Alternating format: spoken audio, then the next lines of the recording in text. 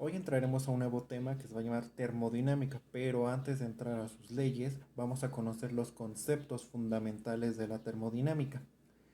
Es una de las ciencias de la física que establece distintas leyes para tener un mejor entendimiento de los procesos que modifican en cierta medida el entorno del ser humano. Esto es la termodinámica. Esta palabra se deriva del griego termos, que significa calor, y dynamis, que significa capacidad, fuerza y potencia. Ahora, ¿cuál es la definición ahora sí de la termodinámica? Se define básicamente como una ciencia que se encarga del estudio de las leyes que gobiernan la transformación de la energía, la dirección en la cual el calor fluye y la disponibilidad, es decir, la energía, de la energía para hacer el trabajo. Es importante señalar que estos procesos de transformación de energía pueden estar acompañados de cambios físicos y químicos. La termodinámica nos permite realizar el análisis de procesos naturales y artificiales. Por ejemplo, todo organismo vivo requiere de un suministro continuo de energía para mantenerse vivo. Marcos de referencia. Un sistema termodinámico es una cantidad fija de materia que se escoge para un estudio. Puede ser clasificado generalmente como cerrado o abierto, su volumen de control. Los alrededores, que corresponden a todas las regiones que no son parte del sistema, se les llama fronteras. El límite que separa en los alrededores, como les acabo de mencionar, en un sistema cerrado, como una superficie de control en un volumen del mismo. Cada frontera del sistema puede ser fija o móvil y adaptarse a la geometría física del dispositivo estudiado, tal como lo podemos ver en la figura 1.1. Vemos el sistema cerrado como su frontera, al igual que en la figura 1.2 el volumen de control, donde vemos una salida de gas, la frontera de la superficie de control y la entrada de un gas. Ahora, sistema de unidades. Debido a que las cantidades físicas se relacionan entre sí por definiciones y leyes, solo es necesario definir un número relativamente pequeño para ellas. Para definir al resto, las cantidades físicas que se definen a partir de las cuales se puede obtener el resto se les conoce como magnitudes primarias. Las cantidades físicas que se definen a partir de las dimensiones primarias se conocen como magnitudes secundarias. Para eso utilizaremos el sistema inglés y el sistema internacional de unidades, pero eso lo analizaremos más adelante. En la tabla 1.1 podemos ver los prefijos utilizados en el sistema internacional de unidades. Esto ya lo veníamos conociendo desde que vimos física, pero esta tablita nos ayuda a conocer de una manera abreviar números grandes al igual que números pequeños que nos encontramos para resolver problemas en física y para esta ocasión termodinámica. El Sistema Internacional de Unidades, abreviado como SI, considera magnitudes primarias a la masa, la longitud del tiempo, además de la cantidad de materia, temperatura, corriente eléctrica e intensidad luminosa, solo por mencionar algunos ejemplos. Mientras que por el contrario, el sistema inglés de unidades o el sistema imperial es aún usado en los Estados Unidos de América, debido a la intensa relación comercial que tiene con nuestro país en los Estados Unidos en América. Existen todavía en México muchos productos fabricados con especificaciones de este sistema. Esos solo son sus equivalencias del sistema internacional al sistema inglés, tal como lo podemos ver como para la masa, que es en el internacional es kilogramos, mientras que en el inglés va a ser el slug. Ya lo vimos incluso anteriormente en anteriores temas, pero nada más esto solo por mencionarlos. Propiedades termodinámicas. La parte fundamental en termodinámica es el estudio de los sistemas termodinámicos. Para ello es necesario definir las características que posee el sistema termodinámico en el estudio en un momento específico. Cualquier característica cuantificable que permita o nos ayude a definir el sistema termodinámico es una propiedad del mismo. Estas propiedades se van a clasificar como extensivas e intensivas. Las propiedades intensivas son aquellas que son independientes de la extensión de la masa del sistema, mientras que las extensivas dependen de la extensión de la masa del sistema. Podemos ahí ver unos ejemplos que propiedades extensivas son la masa, el volumen, mientras que intensivas son la temperatura, la densidad, etc. Aquellas propiedades extensivas que se refieren a la unidad de masa son las propiedades específicas, como el volumen específico, la energía total específica, la gravedad específica, el peso específico, entre otras. Tal y como lo ponemos el peso, denotado por W masa, con M minúscula, volumen con V, densidad con ρ y volumen específico de nuevamente con V grande. Cabe mencionar que esta puede ser 1 entre la densidad, que esto es el volumen entre el metro, que esto a su vez va a ser igual a metro cúbico en sobre kilogramo.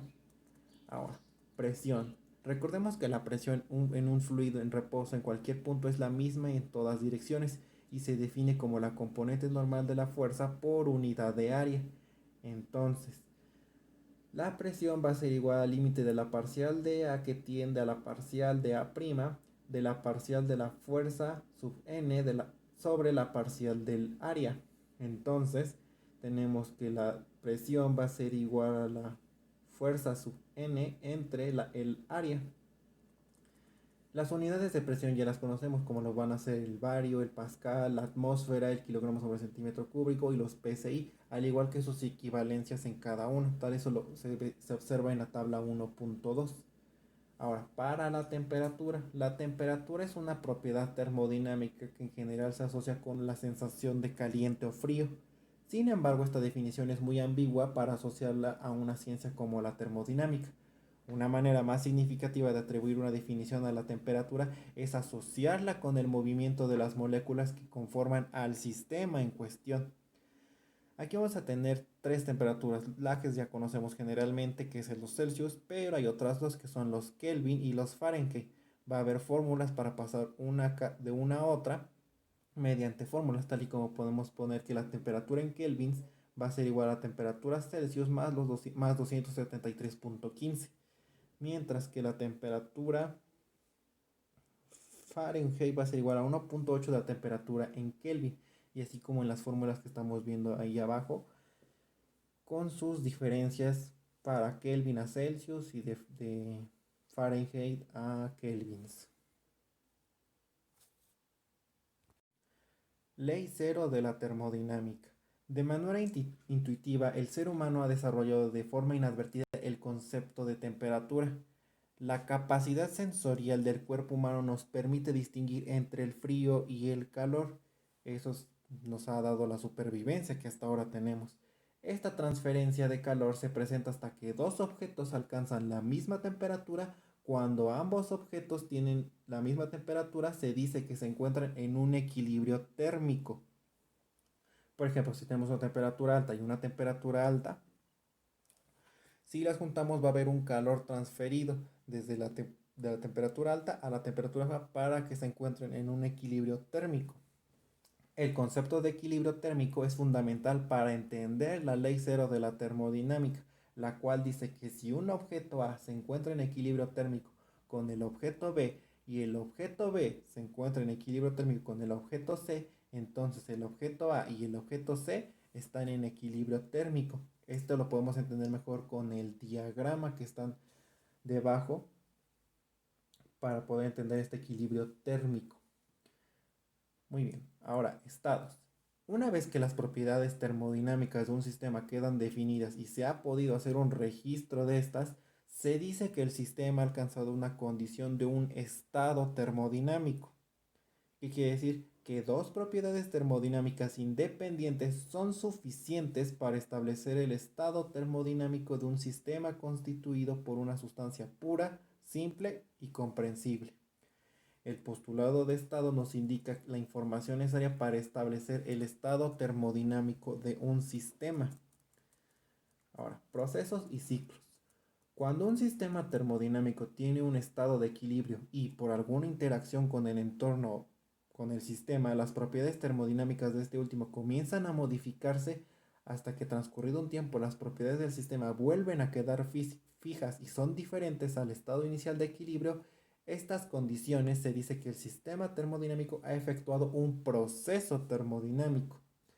En la figura 1.17 podemos ver el ejemplo de un diagrama de proceso. El uso de diagramas de procesos son una herramienta útil para el análisis termodinámico de sistemas. Un proceso dado en tales circunstancias es un proceso en cuasi equilibrio o un proceso internamente reversible. Un proceso isotérmico es un proceso a temperatura constante, un proceso isobárico es un proceso a presión constante y un proceso isocórico es un proceso a volumen constante. Bien, tal y como lo podemos ver en los diagramas de arriba para el proceso real y el proceso cuasi estático. La tercera se refiere a un ciclo. Si al final de esta serie de estos procesos todas las propiedades del sistema son exactamente iguales a las del estado inicial, entonces el sistema habrá realizado un ciclo termodinámico, tal y como se puede ver en la tercera gráfica del lado izquierdo, donde podemos ver como una figura cóncava que nos representa este ciclo. Y eso sería todo.